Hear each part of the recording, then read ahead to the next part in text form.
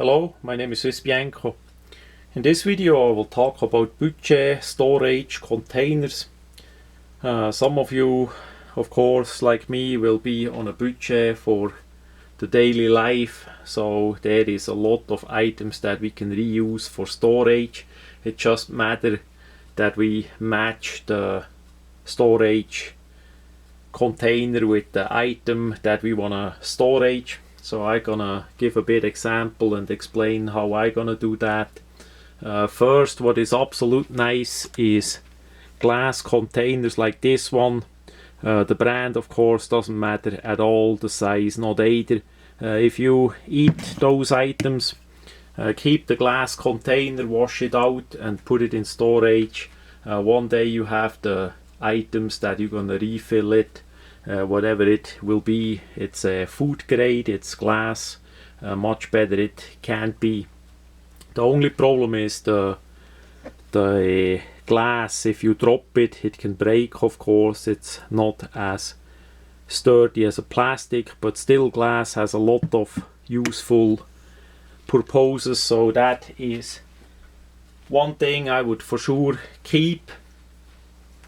Then we have, of course, the regular ones that you can buy, the Tupperware, that sometimes we get deals on those. That is pretty good too if the quality is well.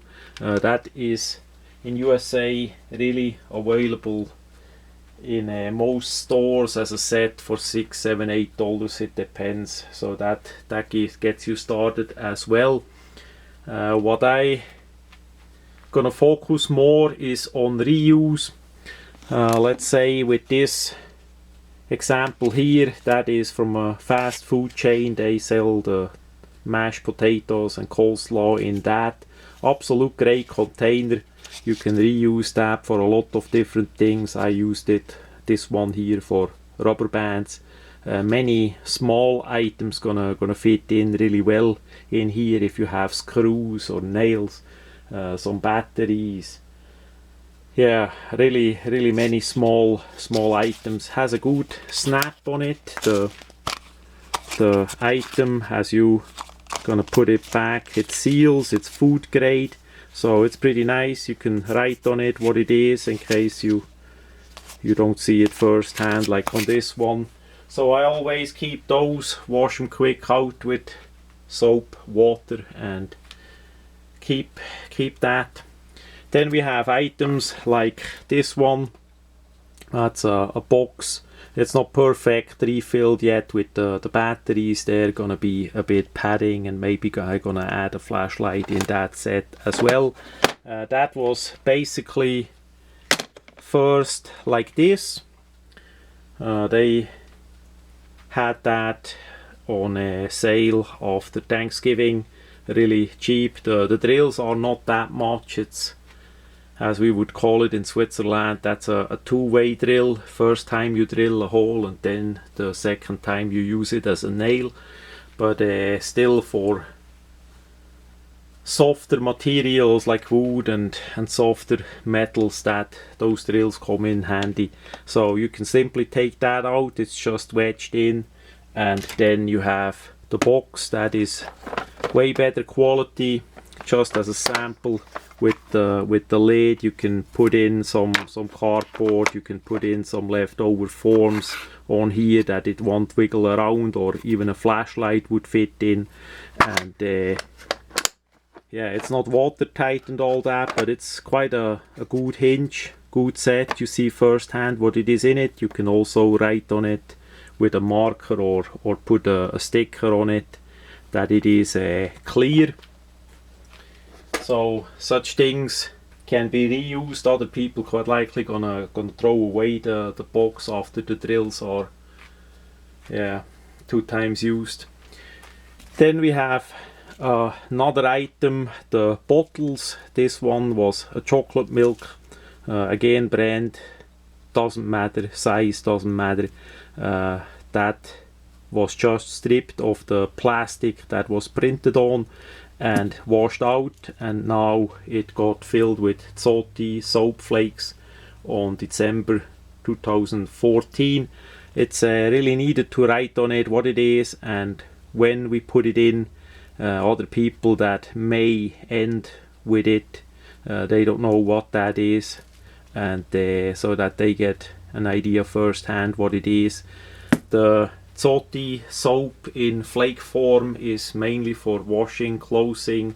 Also, it is used for me for the everyday carry soap, just in a thin bag with a bit clear tape around it. You have the Zoti soap with you in the pocket, and that lasts for a couple people, or you can wash your own hands, I would say about 12 times minimum with that soap on the road and outdoors in the forest, so that comes in handy.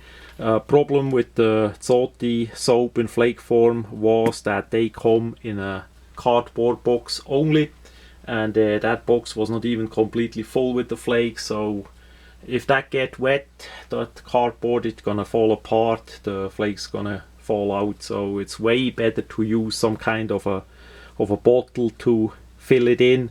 This one is not vacuum tight, as we're gonna see with the other. This is only water and air tight. That is a bit of matter here about the humidity in North Georgia. That again, you need to think what you're gonna put in to select the correct container that it works. And for this purpose, it's really nice. Also, it's not too big of a portion. Sometimes it's better to fill a bit smaller items up instead of a really big bottle, and have it more in portions, maybe in different locations, and so on.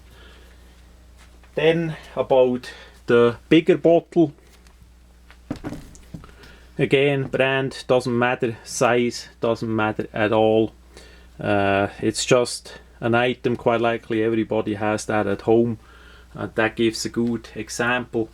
As we look by natural disasters and other bad things that did happen, many people run out of water pretty quick and fast. They hardly have a bit water at home, and then they have to go out and stand in line and all that, if they even get it.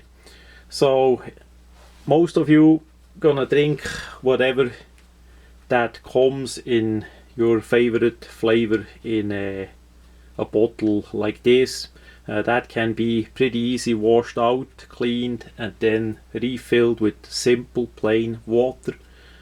Put in a bit bleach. There are videos about how much bleach needs to be in the water, that the chemical gonna kill all germs, and that water is pretty good for storage a good number of years. Even the US government suggests that we disinfect the water with bleach, and the storage in this a container. The item here should be also marked with what is in there. This is only for me, so I know what is in there, and it's only water. If we would put in a chemical or anything dangerous, then it should be marked on each container. I know when I put it in, I know what it is in there. A little story in Switzerland. One time in the military time, we did work on a little building next to a school there in Switzerland, and the one man there did help from that village as well, and he did bring schnapps, strong alcoholic beverage, in a typical bottle like this, but that back then it was out of glass, and put it down, and it was not marked, and still the Sprite or whatever it was on it. And for sure one of the kids there, the Saublagen, did got a hold on that drink, and got a sip, and of course needed to go to the hospital really fast.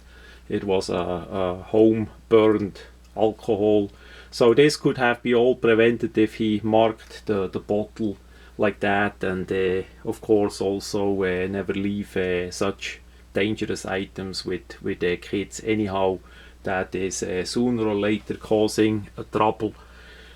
So that's a reuse for those bottles. Of course, there could be filled in with different other materials, food, drinks, whatever you like. Flour would go in there. Many different purposes. Some of those I did fill with nuts and other dry beans. That is another possibility. So keep the bottles as well. That is relatively simple. Pretty much everybody has that. It's easy to clean, easy to fill up, and then you have at least like 10 or 20 of those bottles home. That keeps you and the family with water, with relative good water up in case of an emergency. It's for sure better than go stand in line and maybe you get something or maybe not.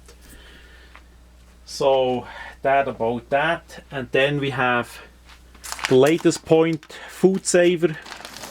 That is the brand name. We have on the right side a good example. The rice is completely vacuum tight. The left one gonna show a bad example here.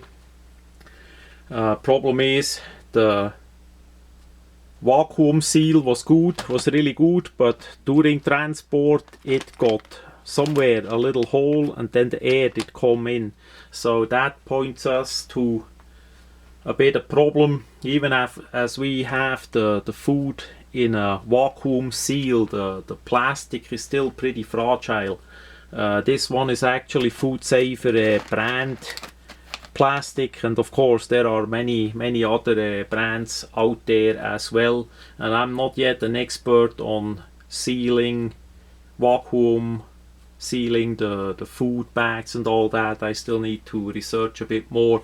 I'm just saying, if the food is too hard or too pointy like this noodles, that's gonna be or can be a problem if you seal it. The sealing would be nice for long time storage, the food, but like this it's not gonna work, unfortunately. Now the air is in again and somewhere is a hole, so I need to cut it open again and do it all over again, try it out a bit, maybe with a different bag. Maybe they make a bit of thicker bag as well. I need to see how I do best on this regards. So the vacuum sealing is also a great way to do it well with storage a bit food. If we look at this, that is good 2.5 kilo full of rice. It's completely tight, this one, because it's not that pointy. The plastic gonna be well too, and if you have one or two of those home together with a bit of water, and of course you need to have a way to cook it with a bit a rocket stove or a gas heater or something. The rice of course needs to be boiled prior we eat that. That would for sure come in handy.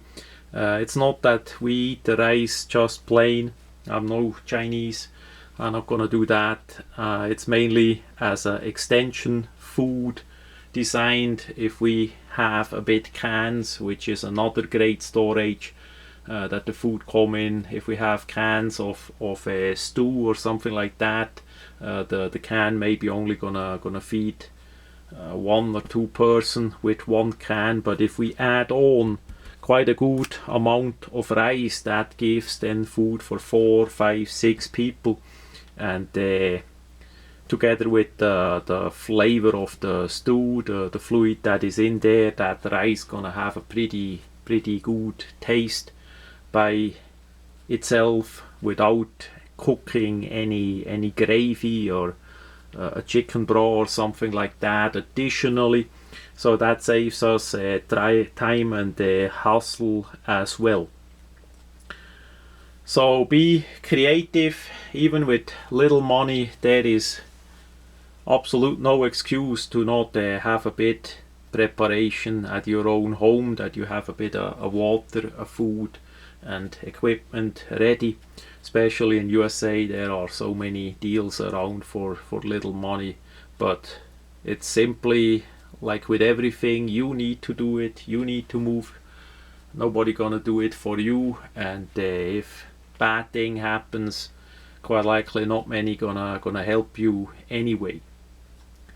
So that much about economical storage solutions for food and equipment.